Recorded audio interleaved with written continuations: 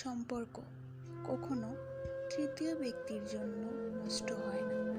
সম্পর্ক নষ্ট হয় যে তৃতীয় ব্যক্তিকে প্রশ্রয় দিয়েছে। কেউ কারো আপন নয়, সবাই স্বার্থের জন্য ছুটে, স্বার্থ ফুরিয়ে গেলে সবাই মুখ ফিরিয়ে নেয়।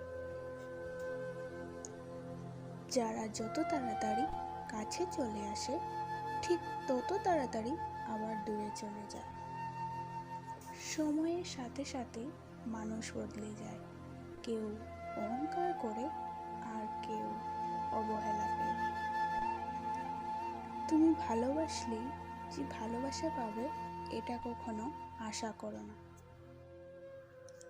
কারণ দুনিয়াটা এখন স্বার্থপর, শুধু নিতে জানে, দিতে জানে না।